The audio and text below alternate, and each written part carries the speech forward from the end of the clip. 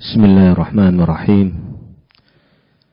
Innal hamdalillah nahmaduhu wa nasta'inuhu wa nastaghfiruh wa na'udzu billahi min shururi anfusina wa min sayyiati a'malina.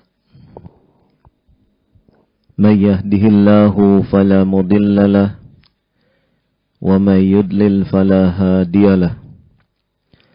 Ashhadu an la ilaha illallah wahdahu la syarika lah wa ashhadu anna Muhammadan abduhu wa rasuluh.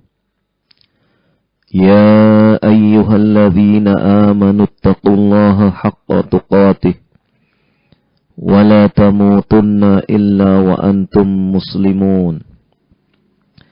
يا أيها الناس اتقوا ربكم الذي خلقكم من نفس واحدة وخلق منها زوجها وبث منهما رجالا كثيرا ونساء واتقوا الله الذي تساءلون به والأرحام إن الله كان عليكم رقيبا. يا أيها الذين آمنوا اتقوا الله وقولوا قولا سديدا يصلح لكم أعمالكم ويغفر لكم ذنوبكم ومن يطع الله ورسوله فقد فاز فوزا عظيما. أما بعد فإن أصدق الحديث كتاب الله وخير الهدي هدي محمد صلى الله عليه وعلى آله وسلم وشر الأمور محدثاتها فإن كل محدثة بدعة وكل بدعة ضلالة وكل ضلالة في النار. Kita panjatkan syukur kepada Allah Subhanahu wa Ta'ala yang telah memberikan berbagai kenikmatan kepada kita, terkhusus malam ini kita bisa bersama untuk mengkaji apa yang menjadi kewajiban kita, yaitu talabul ilm. Kita mengkaji ilmu sebagai upaya untuk menata hati kita agar bisa menghadapi kenyataan hidup ini dengan lebih baik, terbimbing, dan tentu saja tidak berdasar hawa nafsu. Menata hati adalah sesuatu yang sangat penting, karena sesungguhnya hati yang diibaratkan oleh Rasulullah SAW sebagai mudghah, segumpal daging kecil, tetapi memberi dampak pengaruh kepada seluruh jasad, kepada seluruh tubuh manusia. Karenanya penting sekali menata hati, kemudian juga memberikan asupan yang sehat kepada hati itu sendiri,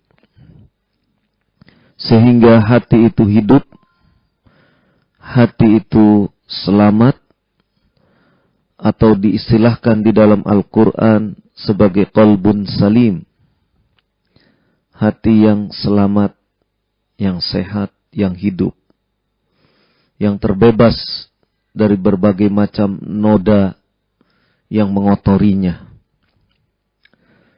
Allah Subhanahu wa Ta'ala berfirman, yauma la yanfa'u malun wala banun. Pada hari itu tidak bermanfaat malu wala banun, harta maupun anak laki-laki. Illa man atallaha biqalbin salim. Kecuali orang yang datang menghadap Allah dengan hati yang selamat. Qalbun salim, para ulama menyebutkan adalah hati yang terbebas dari kesyirikan. Ada juga yang menyatakan hati yang terbebas dari kebid'ahan. Dan ada juga yang menyatakan bahwasannya hati yang diliputi dengan kalimat la ilaha illallah, artinya dengan tauhid. Intinya bahwasannya qalbun salim adalah hati yang tertata, yang tidak ternoda oleh berbagai macam penyakit hati. Karenanya penting sekali kita sebagai insan yang beriman, manusia yang diberi akal sehat, untuk senantiasa menjaga kebersihan hati, yaitu dengan menata sebaik mungkin keadaan hati kita. Karena apa yang disebutkan oleh Nabi sallallahu alaihi wa ala alihi wasallam, ala wa inna fil jasadi mudghatan idza salahat salahal jasadu kulluh wa idza fasadat fasadal jasadu kulluh, ala wahyal qalb. Ingatlah, sesungguhnya di dalam jasad, di dalam tubuh manusia itu ada mudghah, yaitu ada segumpal daging kecil yang diistilahkan oleh Syekh Shalih Al-Fauzan hafizahullah ta'ala dalam syarah Al-Arba'innya disebutkan yang dimaksud dengan mudghah adalah qit'atal lahm saghirah, potongan daging kecil. Ya. Maka potongan daging kecil ini adalah sesuatu yang sangat memberikan dampak kepada seorang hamba Allah subhanahu wa ta'ala. Idza salahal jasadu kulluh, apabila segumpal daging itu, segumpal daging kecil itu baik, maka salahal jasadu kulluh, baik pula seluruh tubuhnya. Ya. Sekarang permasalahannya, ya, yang dimaksud dengan idza salahat, apabila baik, baiknya dengan apa? Ya. Syekh Shalih Al-Fauzan hafizahullah ta'ala menyebutkan salahat bi khaufillah. Hati itu baik bi khaufillah, dengan takut kepada Allah. Wa khasyatihi, ya. Dan hati itu pun merasa khasyah, ya, merasa takut kepadanya, kepada Allah subhanahu wa ta'ala. Wa taqwahu, hati itu akan baik dengan takwa, bertakwa kepada Allah subhanahu wa ta'ala. Wa mahabbatih, dan kemudian hati itu akan baik dengan sikap mahabbah, cinta kepada Allah subhanahu wa ta'ala. Adanya rasa takut, adanya rasa takwa, adanya rasa mahabbah, cinta kepada Allah subhanahu wa ta'ala merupakan bentuk hati yang solah, bentuk hati yang solah, yang baik.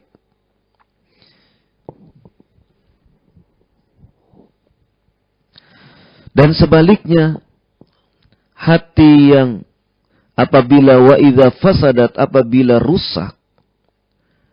Rusak itu artinya di dalam hati itu falam takhsyallah, tidak ada rasa takut kepada Allah. Ya. Walam takhaf minhu, dan tidak ada rasa takut, ya, rasa gentar kepada Allah, tidak ada. Ya. Walam tuhibbah, tidak ada rasa cinta, ya, kepada Allah, ya. Maka itu pertanda hati itu perlu ditata, perlu diperbaiki. Kalaupun sakit perlu diobati. Ya, selain tentunya ada perkara-perkara lain yang akan menggerogoti hati itu sehingga kemudian rusak. Seperti apa? Seperti misalnya sifat al-kibr, sifat sombong. Sombong itu apa? Kata Rasulullah SAW, al-kibru batarul haq wa ghamtun nas. Sombong itu adalah batarul haq, menolak kebenaran. Wa ghamtun nas, dan meremehkan orang lain. Itu kibir, sombong. Ya, menganggap orang lain itu kecil, menganggap orang lain itu tidak memiliki, ya, tidak memiliki sesuatu yang bermanfaat, ya, menganggap orang lain itu rendah. Ya. Ini adalah bentuk kesombongan. Dan kita bisa melihat orang-orang yang bersikap seperti itu, ya, atau terucap dari lisannya kalimat-kalimat yang mengandung kesombongan, itu menunjukkan apa yang terucap dari lisannya adalah merupakan pantulan dari keadaan hati, cermin dari keadaan hatinya. Kibir, kesombongan, itu adalah sesuatu yang sangat membahayakan. Ya. Kita tahu bahwasannya, ya, kibir itu adalah karakter iblis. Sombong itu adalah karakter iblis. Ya. Menganggap diri lebih baik dibandingkan yang lain. Ya. Dia menganggap bahwasanya Adam ketika iblis diminta untuk sujud, diperintah untuk sujud, apa katanya? Iblis katakan bahwasanya, ya, khalaqtahu min tin. Adam itu diciptakan dari tanah. Sedangkan saya adalah diciptakan dari api. Di sini sudah menunjukkan bahwasanya seakan-akan iblis derajatnya lebih tinggi. Ya. Menganggap dirinya lebih baik, sedangkan di luar dirinya rendah. Itu watak iblis, karakter iblis, sombong, sehingga orang lain dianggap sebagai sesuatu yang remeh. Ya. Kondisi keadaan hati yang seperti ini sangat membahayakan.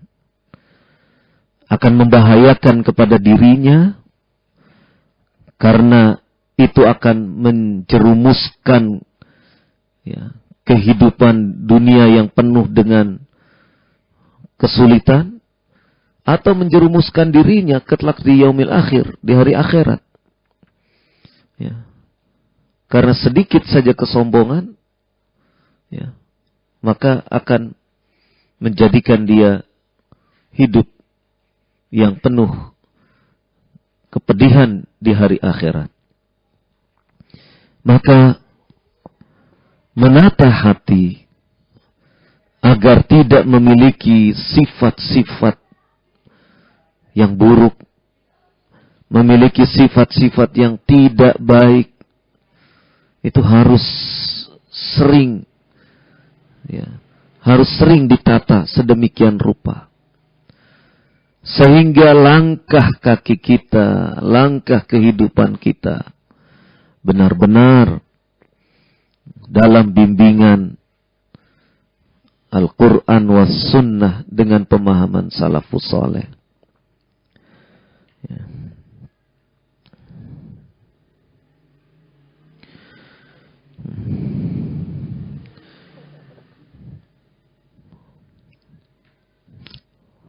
Dan hati itu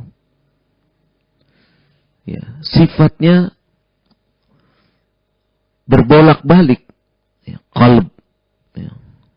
Qallaba yuqallib. Qallaba yuqallib. Berbolak-balik.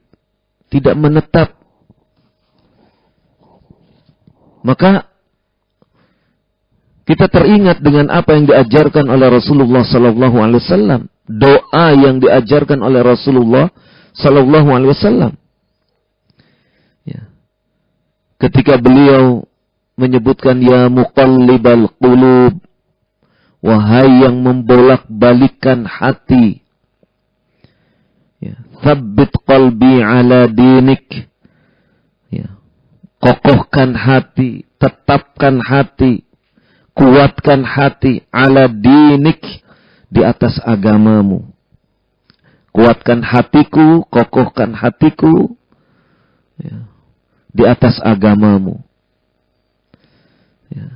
Itu adalah permohonan, doa yang dipanjatkan kepada Allah Subhanahu wa ta'ala agar hati itu tertata dengan baik, tidak bolak-balik, tidak berubah-ubah. Karena sifat hati itu mudah sekali berubah-ubah. Sifat hati itu mudah sekali berubah-ubah. Mudah sekali untuk termakan fitnah, disambar fitnah, mudah sekali. Sehingga jangan merasa takabur, jangan merasa sombong. Jangan merasa kemudian saya sudah lama ta'lim, saya akan selamat dari fitnah. Belum tentu.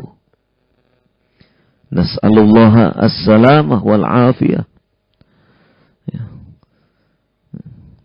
Karena apa? Hati itu berubah-ubah. Hati itu bolak-balik, tidak menetap. Maka kita diajarkan oleh Nabi sallallahu alaihi wasallam satu doa, yang doa itu kita mohon untuk ketetapan hati kita, kekokohan hati kita di atas agama Allah Subhanahu wa ta'ala. Inilah pentingnya menata hati. Jangan sampai kemudian hati kita dikotori oleh perkara-perkara yang tidak baik. Timbul hasad, timbul iri, dengki. Dari situ kemudian menjalar, meremehkan orang lain. Menganggap orang lain kecil. Menganggap orang lain tidak berarti bagi dirinya. Menganggap orang lain tidak penting. Nah, ini perkara yang sangat luar biasa. Ketika kita memperbaiki hati kita, berarti kita memperbaiki keadaan apa yang ada di luar diri kita.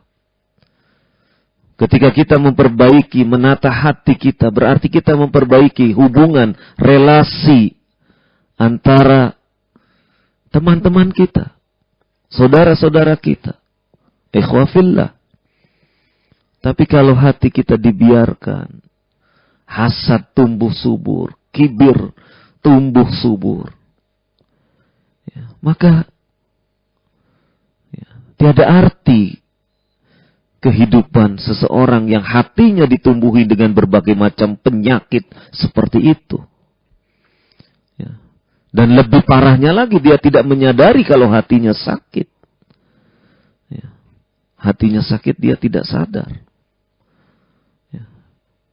sehingga kesana kemari ya, merusak hubungan antar sesama manusia, merusak hubungan antar sesama ikhwah, memecah belah. Ya. Na'udzubillah. Kita berlindung kepada Allah Subhanahu wa ta'ala dari perkara yang buruk seperti itu. Mudah-mudahan sedikit tausiah di malam hari ini bisa menjadi bahan renungan bagi kita. Bahan untuk introspeksi, muhasabah, sejauh mana keadaan hati kita. Ya. Penting sekali untuk muhasabah, berkaca diri, sehingga kita benar-benar bisa mendapatkan keadaan hati kita sebagai hati yang disebut di dalam surat Asy-Syu'ara ayat ke-89, qalbun salim, hati yang selamat, hati yang sehat, terbebas dari, yaitu hati yang terikat, terwarnai dengan kalimat tauhid, hati yang terbebas dari kesyirikan, hati yang tidak tersentuh oleh kebid'ahan, hati yang selamat. Nah, hati itulah yang akan sangat bermanfaat ketika kita datang menghadap Allah Subhanahu wa ta'ala. Semoga bermanfaat. Subhanakallahumma wa bihamdik asyhadu an la ilaha illa anta astaghfiruka wa atubu ilaik. Wassallallahu ala nabiyyina Muhammad walhamdulillahi rabbil alamin.